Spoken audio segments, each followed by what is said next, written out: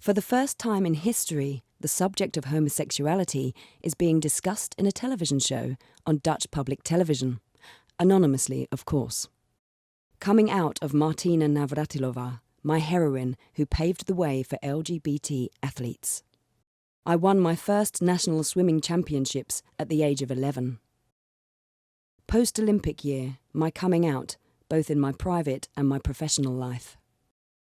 On Olympic Day, June the 23rd, I visited elementary schools to talk about my Olympic values, including diversity. Ladies and gentlemen, please welcome TV host and Olympic medalist Johan Kenkhuis. Thank you.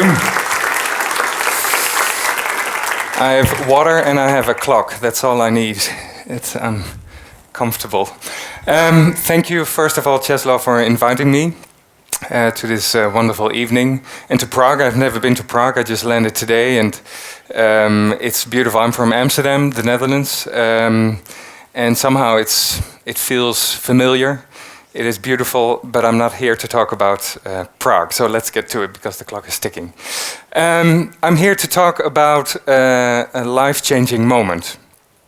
And when I say a life-changing moment, for me that means an experience that changes your view on the world drastically, like 180 degrees. You never think the same.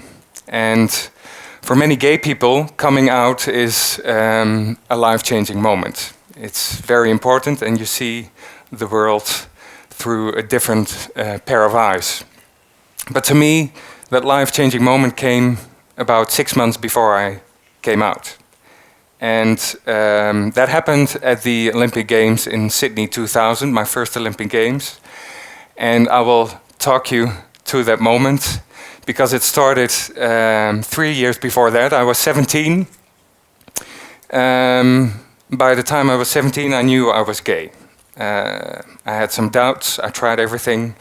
Didn't work. So I knew for sure. And actually, that was fine with me because my parents told me that if there is a problem and you can fix it, then it's not your problem. So other people have to deal with it. And somehow it taught me to accept it very quickly. But there was another thing. When I was 17, I qualified for my first World Championships in Australia.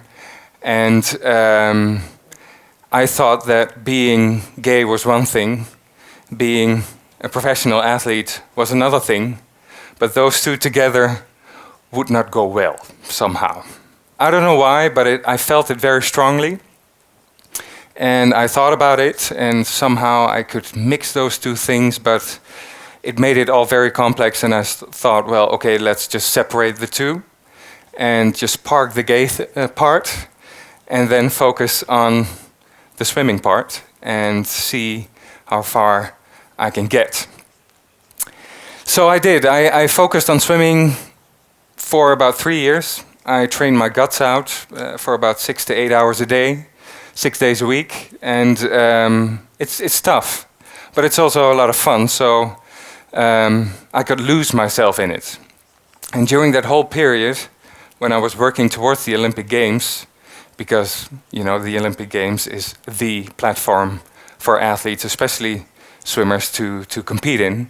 It was a dream, and I didn't do anything but swimming. Swimming was everything. And I didn't do anything with my gay feelings for about 3 years. Sometimes they came up, and then I had to push them down again. But it was distracting to me, and swimming was, it takes everything from you. So I made that decision. There's a gay me, and there's an athlete. When we were qualified for the Olympic Games in Sydney, we were one of the strongest teams in the world. And now I'm talking about the 4x100 freestyle relay. We won the European Championships in '99. We swam the European record. And there were only 3 countries in the world that would get the chance to win a medal in Sydney the next year. The Netherlands, United States, and Australia. Sorry, the Czechs were not around, but And so the pressure was on. You know, everybody wanted to be in that team, and I was lucky enough to be the second swimmer. So I was quite safe, and yeah, it was very strongly. And we went to Sydney, and that number was on the first day of the Olympics. I remember vividly. And there was a lot of competition going on within the team because there were like 7 guys and there were only 4 spots. So you can imagine what that does within a team. And the pressure went up, and then I felt even more the need to press my gay side down because I couldn't be weak, because I would lose my spot in the team, maybe. So the first day came, and we just had to move through the heats. You know, we have heats and we have finals. We just had to qualify for the finals easily. Then 2 guys would switch, and I and another great swimmer from the Netherlands came in, and we would swim the finals. But the finals never came, because in the heats, the competition was so strong that one of the guys took over too fast. You know, you hit the wall and then you jump. And it was 1/100th of a second that he jumped too soon. So everything that I worked for 3 years and building up to the Olympics, and that only main goal of winning that Olympic medal, just fell apart before I even touched the water in the pool. And I was crushed, of course, because it wasn't even my fault. And yeah, I hit rock bottom immediately. I crashed emotionally, and I was numb. I had to swim the whole week. Nothing went well, but somehow I had to pick myself up, and we were in the Olympic Village. 10,000 people from all over the world, from all different countries, cultures, colors. They come together in one village, and there's no escape. So I had to deal with my emotions in that village, and I took a stroll on day 3 of the Olympics, and I somehow to get my mind off things, and I got into the Olympic Museum. You have everything in the village. And I started reading about the Olympics because I never even thought that there was anything else than a medal.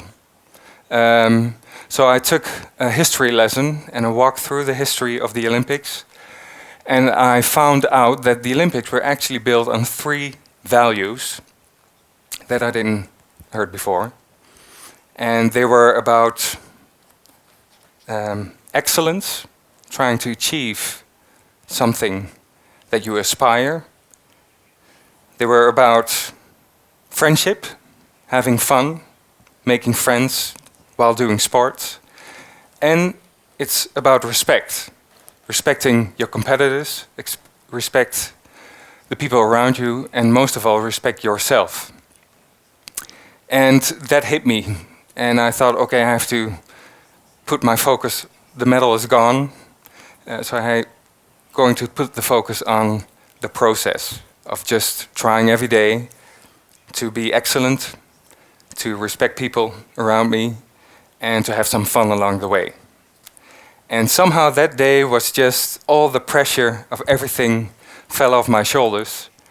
And 2 days later, we had another relay, the 4x200. We weren't strong, we were not a medal candidate, but I talked to my teammates. I said, we have only one shot, and let's just have fun. No pressure, let's just have fun, walk up there with 4 people, wave to the audience, to the millions of people who are watching worldwide, billions even, and let's see what happens. We won the bronze medal, just by a few hundredths of a second.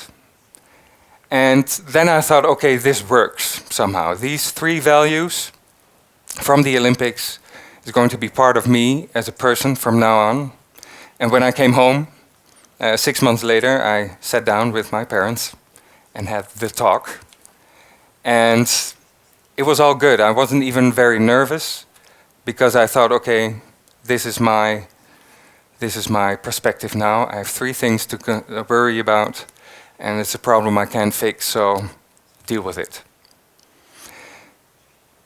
Those years after that, I went to the Olympics in Athens, and we won another medal, the silver medal this time, on the relay that went wrong the first time. And it had a whole new meaning to me, because I was a different person, and success was nice, and the medal was nice, but the lessons you learn, you talked about going rock bottom, is very valuable. And sometimes you cannot see a way out, but you have to make it simple for yourself. Just think about what matters the most to you and hang on to that, because it makes everything much more easier. To me, that was a life-changing moment, and that was just for me. And then years later in Athens, newspapers wrote that I was only one of 11 openly gay athletes at the Olympics. And the whole media thought it was the worst place to be as a gay person.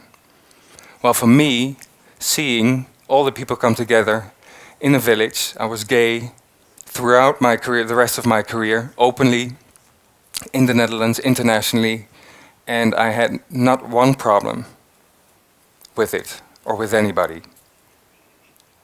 Because they respected me for what I did, I respected them, and they don't care about who you are at the Olympics or where you're from. They just care about what you do, what you achieved, or what you dream about. And that's also the talk I had in the Olympic Village and in the diner. You sit with all kinds of people and international people, and at one point I even found myself dining with Venus Williams, the tennis player, and I was shocked, of course. But you know, I had the same conversation with her. And to me, that's something very valuable about the Olympic Games. And then years later, I thought, okay, we'll have to prove that to the world, because it's fine if it's known within the Olympic family.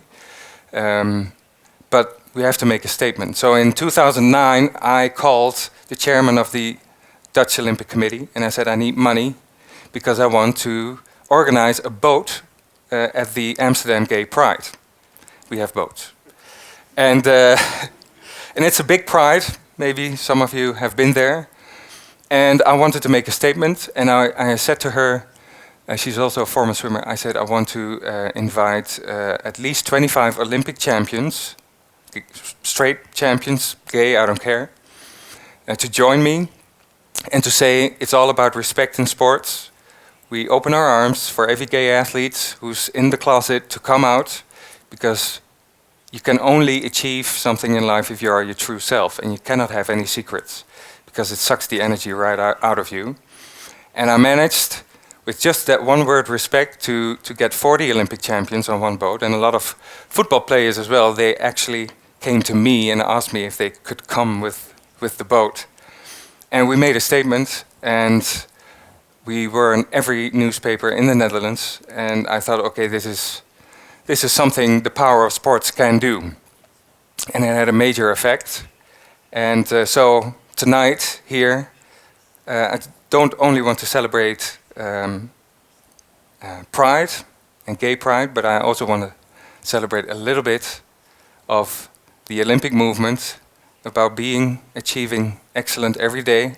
Doesn't happen all the time, but you have to thrive for it. Respect others, respect yourself, and have some fun along the way. And that's just what life is all about to me. Thank you.